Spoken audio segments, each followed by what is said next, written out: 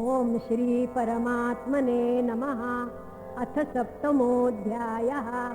श्री भगवानुवाच मय्यासक्तमनाः पार्थ योगं युञ्जन्मदाश्रयः असंशयं समग्रं मां यथा ज्ञास्यसि तच्छृणु। ज्ञानं तेऽहं सविज्ञानम् इदं वक्ष्याम्यशेषतः।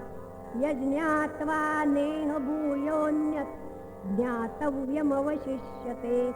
मनुष्याणां सहस्रेषु कश्चिद्यतति सिद्धये यततामपि सिद्धानां कश्चिन्मां वेत्ति तत्त्वतः। भूमिरापो नलो वायुः खं मनो बुद्धिरेव च अहङ्कार इतीयं मे भिन्ना प्रकृतिरष्टधा। अपरेयमितस्त्वन्यां प्रकृतिं विद्धि मे परां। जीवभूतां महाबाहो ययेदन्धार्यते जगत्। एतद्योनीनि भूतानि सर्वाणीत्युपधारय। अहं कृत्स्नस्य जगतः प्रभवः प्रलयस्तथा। मत्तः परतरन्नान्यत् किञ्चिदस्ति धनञ्जय। मयि सर्वमिदं प्रोतं सूत्रे मणिगणा इव। रसोऽहमप्सु कौन्तेय प्रभास्मि शशिसूर्ययोः। प्रणवः सर्ववेदेषु शब्दखे पौरुषं नृषु। पुण्यो गन्धः पृथिव्याञ्च तेजश्चास्मि विभावसौ। जीवनं सर्वभूतेषु तपश्चास्मि तपस्विषु। बीजं मां सर्वभूतानां विद्धि पार्थ सनातनं। बुद्धिर्बुद्धिमतामस्मि तेजस्तेजस्विनामहम्। बलं बलवतां चाहं कामरागविवर्जितं। धर्माविरुद्धो भूतेषु कामोऽस्मि भरतर्षभो। ये चैव सात्विका भावा राजसास्तामसाश्च ये। मत्त एवेति तान् विद्धि न त्वहं तेषु ते मयि। त्रिभिर्गुणमयैर्भावैरेभिः सर्वमिदं जगत्। मोहितं नाभिजानाति मामेभ्यः परमव्ययम्।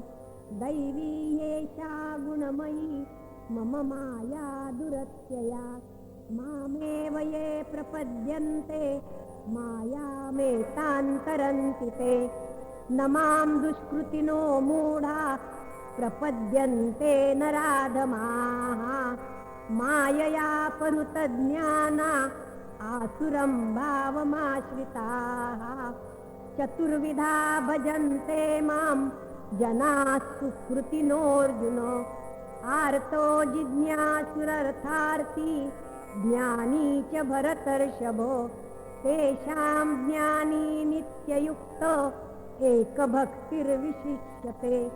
प्रियो हि ज्ञानिनोत्यर्थम् अहं स च मम प्रियः। उदाराः सर्व एवैते ज्ञानी त्वात्मैव मे मतम्। आस्थितः स हि युक्तात्मा मामेवानुत्तमां गतिम्। बहूनां जन्मनामन्ते ज्ञानवान् मां प्रपद्यते। वासुदेवः सर्वमिति स महात्मा सुदुर्लभः। कामैस्तैस्तैर्हृतज्ञाना प्रपद्यन्तेऽन्यदेवताः। तं तं नियममास्थाय प्रकृत्या नियता स्वया। यो यो यान्यान्तनुं भक्तः श्रद्धयार्चितुमिच्छति। तस्य तस्याचलां श्रद्धां तामेव विदधाम्यहम्। स तया श्रद्धया युक्तस्तस्याराधनमीहते। लभते च ततः कामान् मयैव विहितान्नितान्। अन्तवत्तु फलं तेषां तद्भवत्यल्पमेधसाम्। देवान् देवयजो यान्ति मद्भक्ता यान्ति मामपि। अव्यक्तं व्यक्तिमापन्नं मन्यन्ते माम बुद्धयः परं भावमजानन्तो ममाव्ययमनुत्तमं नाहं प्रकाशः सर्वस्य योगमाया समावृतः मूढोऽयं नाभिजानाति लोको मामजमव्ययम् वेदाहं समतीतानि वर्तमानानि चार्जुन भविष्याणि च भूतानि मां तु वेद न कश्चन इच्छाद्वेषसमुत्थेन द्वन्द्वमोहेन भारत सर्वभूतानि सम्मोहं सर्गे यान्ति परन्तप येषां त्वन्तगतं पापं जनानां पुण्यकर्मणां ते द्वन्द्वमोहनिर्मुक्ता भजन्ते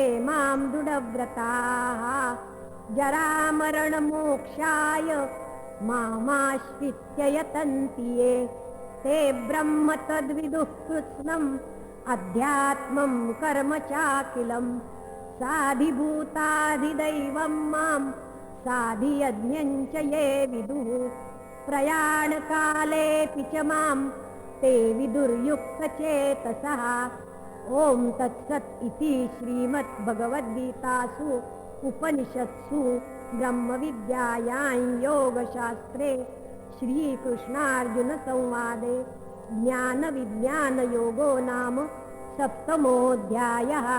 श्रीकृष्णार्पणमस्तु।